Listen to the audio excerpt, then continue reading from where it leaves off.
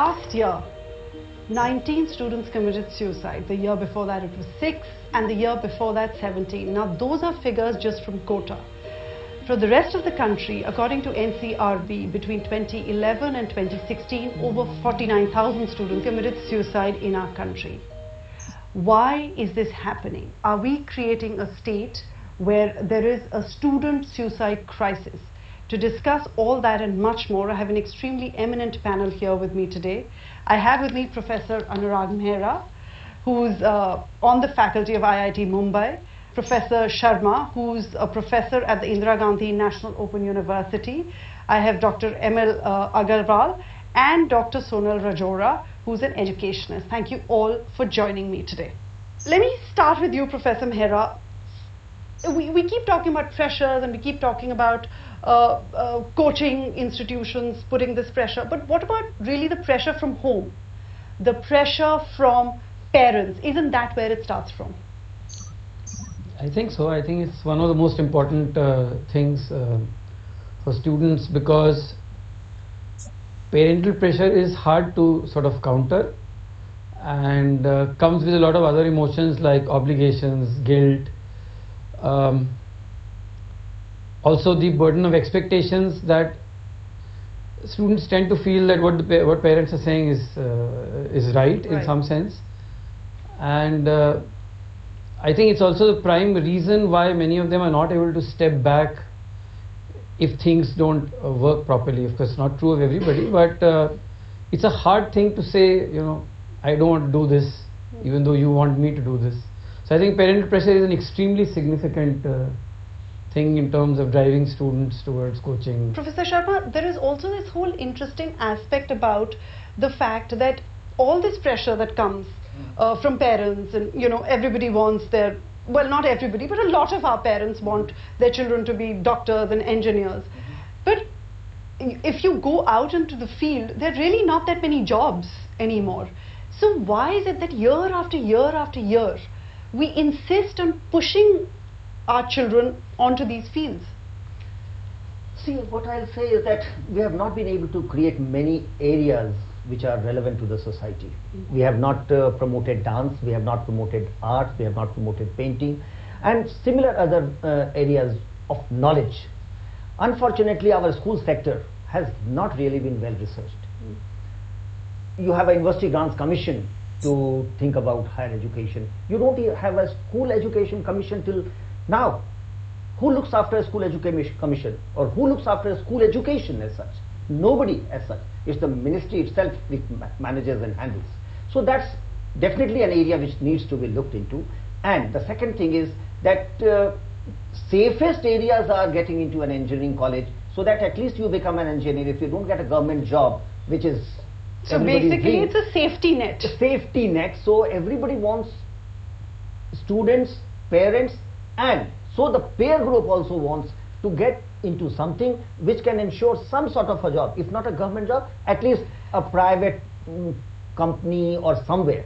There is a certain amount of pressure that is coming, whether it's from parents or you know, peer groups or society at large, but it's not translating into a job, a safe job at the end of it. So why is it that it's constant and it's every year? Look, you'll have to look at the development of education since 47. Why did we create the IITs first of all? Why did we not create many schools right after the independence? We focused on creating good high-end engineering colleges like Indian Institute of Technology. So everybody in these 70 years has just been thinking about getting into IIT. If not, then NITs. If not, then a private college. So the whole nation's focus became getting into IIT. You will have to look at the development and planning of education and what after school education. So it has been completely derailed. We have not been able to think. See, you have engineering colleges in all countries. Why don't you have similar problem in the developed countries? Why do American children not aspire to get only in a similar or one type of colleges? According to WHO, suicides, 80% suicides, more than 80% suicides are due to unrecognized, wrongly treated, undertreated psychiatric disorders, and depression is the biggest killer. 80% suicides are due to depression, For every hour, not the students, in 1 hour one student commits suicide, but in every 40 minutes there is a suicide in the. So this is more in suicide is more person.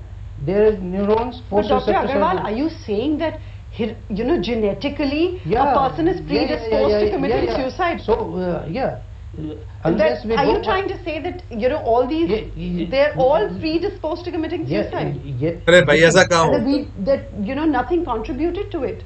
No, just this stress can precipitate these symptoms. I'm sure there are some biological reasons, and I'm Yeah, not yeah, disagreeing yeah. with that. Yeah. But to say that there is absolutely no pressure that is being put on, and that they're predisposed to it, I think that's going to be a bit contradictory. They are so much pressure यार. Pressure क्या बातें कर रहे हैं? I will like to mention here, most of the psychiatric disorders, according to WHO, comes first onset is from the 14 to 75, 14 to 29. To a coaching institute. I mean, I don't even want to say quota or whatever, wherever. And suddenly the level of education changes. Even if this is a child who's a topper in school, there is a certain way he or she has given a lot, they're used to a certain amount of discipline.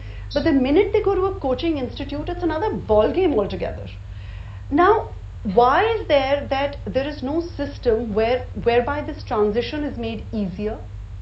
If, for instance, coaching institutes realize that a child is not being able to cope up, they have counselors who can recognize that fact, they can take that step back. Why is all that not being done? Because somehow it is a fact that coaching in our country is not become about supporting a student, it's become more of an industry for profit. Exactly true. See, I see a bigger need for counseling of parents rather than students. Now parents are sending the students, their kids to coaching centers. Kids are not taking this decision themselves. And they are not sad, but they are not sending the kids to coaching center or certain competitive exams because they want to secure their career or something like that. You were also mentioning that there are a lot of engineers and doctors being produced and they are not getting jobs. So it is not about job security, it is about the temporary satisfaction which parents are getting out of saying that my son has cleared this engineering entrance exam and he is in certain engineering college.